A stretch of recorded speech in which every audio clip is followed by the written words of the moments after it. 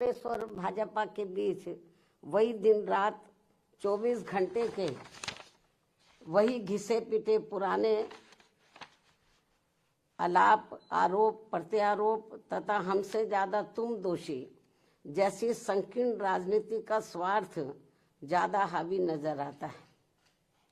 जिससे मामला फिर से कुल मिलाकर वही ढाक के 3 पात वाली कहावत बनकर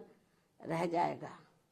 ये स्थिति देश के लिए अति दुखद व लोगों के भविष्य के लिए भी अति दुर्भाग्यपूर्ण है। इसके साथ ही संसद में हो रही इस चर्चा में सत्ता व विपक्ष को सुनकर ऐसा लगता है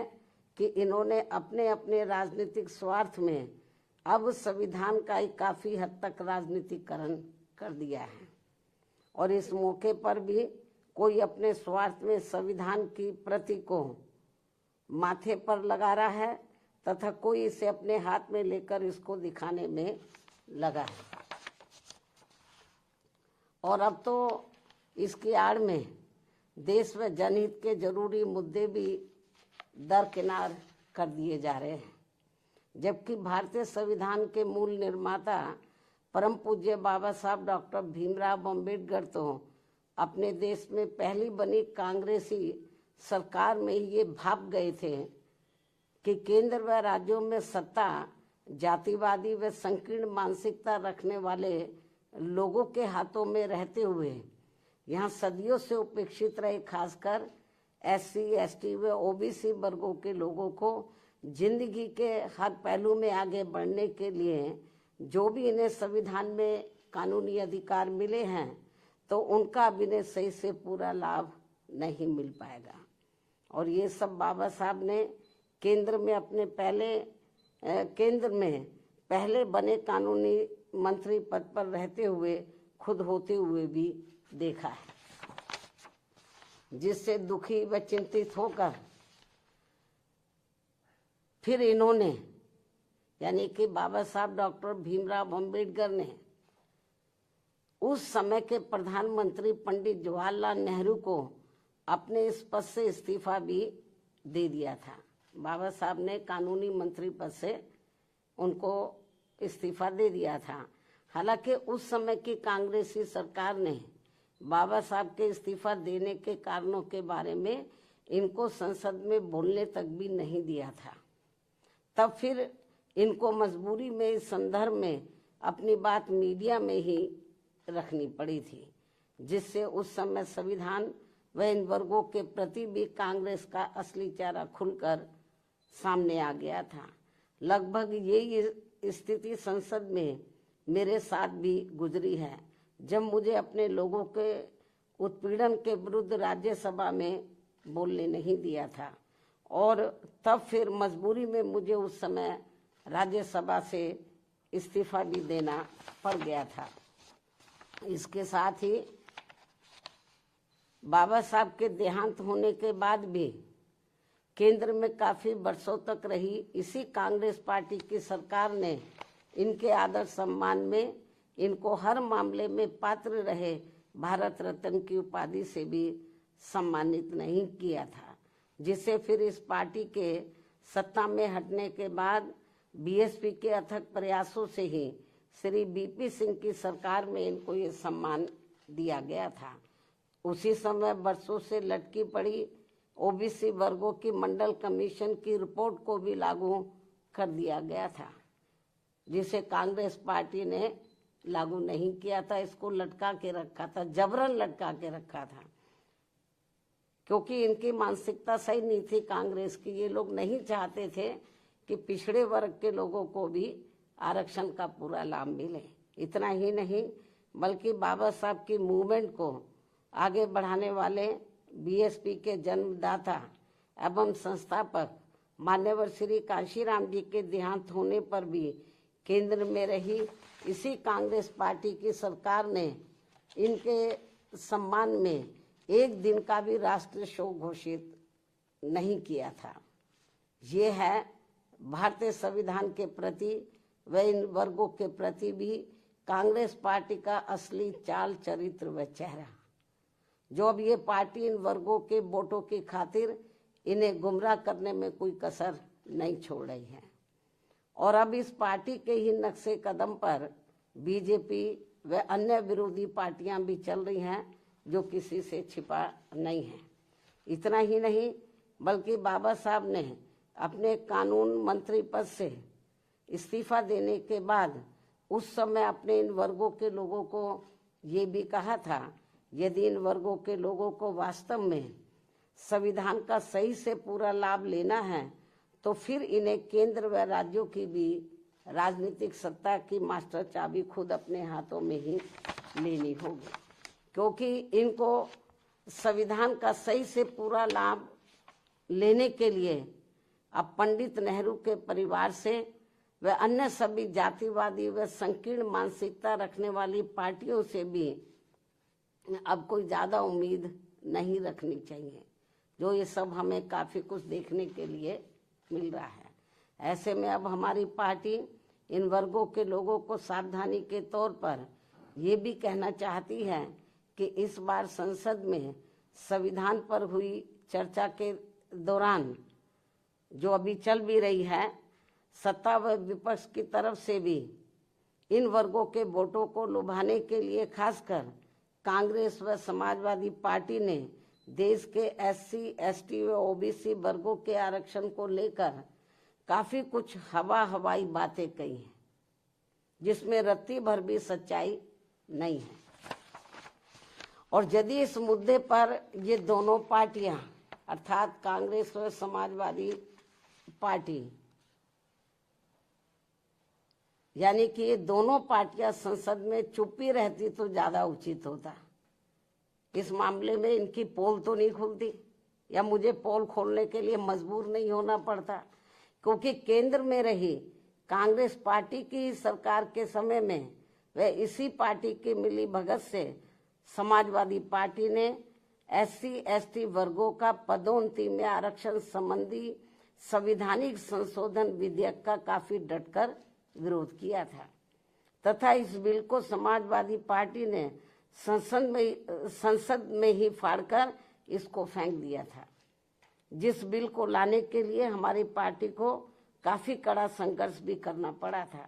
जो ये बिल अभी तक भी संसद में लटका पड़ा है। इससे बीजेपी की भी आरक्षण विरोधी मानसिकता साफ झलकती है, जो इसे पास कराने के कतई भी मूड में नहीं है।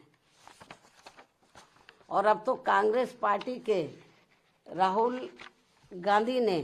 इन वर्गों के पूरे आरक्षण को ही सही वक्त आने पर खत्म करने का भी ऐलान कर दिया है, जबकि इस मामले में बीजेपी व अन्य विरोधी पार्टियां भी कोई कम नहीं है। और अभी भी हमें सत्ता व विपक्ष द्वारा आरक्षण को निष्प्रभावी बनाने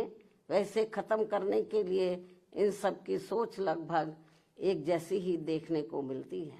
इतना ही नहीं, बल्कि अब तो ये पार्टियां अंदर आपस में मिलकर कोर्ट की आड़ में भी इनके आरक्षण को निष्प्रभावी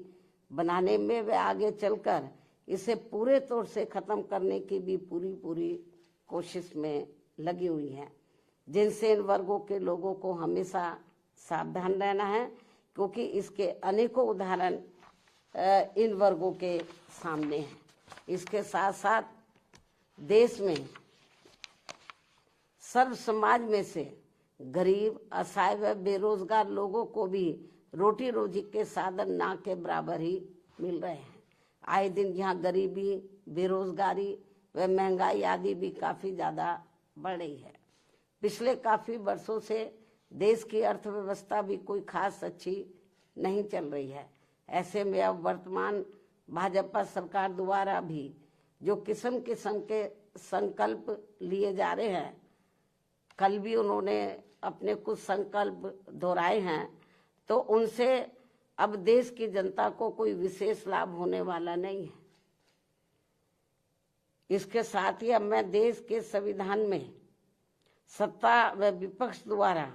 अब तक किए गए असंख्य संशोधनों के संदर्भ में भी ये कहना चाहूंगी कि यदि सरकार द्वारा संविधान में संशोधन अपनी पार्टी यानी कि जो उनकी पार्टी जो भी सरकार संशोधन लाती है, यदि सरकार द्वारा संविधान में संशोधन वे अपनी पार्टी या किसी विशेष व्यक्ति या संस्था आदि को फायदा पहुंचाने के लिए किए जाते हैं, यदि सरकार द्वारा संविधान में संशोधन वे लोग अपनी पार्टी या किसी विशेष व्यक्ति या संस्था आदि को फायदा पहुंचाने के लिए किए जाते हैं, तो उसका फिर हमारी पार्टी कभी भी समर्थन नहीं करेगी, अर्थात उसका डटकर विरोध करेगी। और यदि इसके विपरीत संविधान में संशोधन देश में आम जनहित में किए जाते हैं, देश में आम जनहित में किए जाते हैं, तो तभी फिर हमारी पार्टी उनका पूरे तय दिल से समर्थन करेगी। हालांकि इस मामले में कांग्रेस व बीजेपी के नेतृत्व में अनेकों बार बनी केंद्र की सरकार में खासकर SC, ST व OBC वर्गों के हितों की जो इनकी उपेक्षा की गई है, जिसके अनेकों उदाहरण हमारे सामने हैं, ये अति दुख की बात है। इसमें इनकी इन वर्गों के प्रति हीन व जातिवादी मानसिकता भी साफ झलकती है, जो अब ये आगे नहीं होना चाहिए।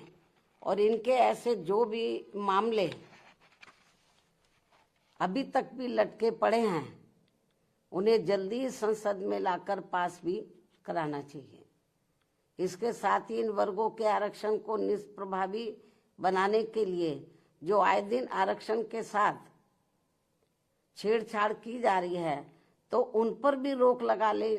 लगाने के लिए इसे संविधान की 9वीं अनुसूची में जरूर डालना चाहिए। संक्षेप में अब हमारी पार्टी का यही कहना है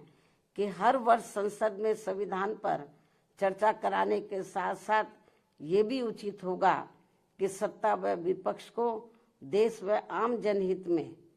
तथा जाति व धर्म से भी ऊपर उठकर बाबा साहब द्वारा निर्मित किए गए अपने बेहतरीन संविधान पर, अपने देश के बेहतरीन संविधान पर अपनी पूरी ईमानदारी व निष्ठा से अमल करना चाहिए तथा इसकी आड़ में इन्हें अपनी राजनीतिक रोटी नहीं सेकनी चाहिए। इस खास सलाह के साथ ही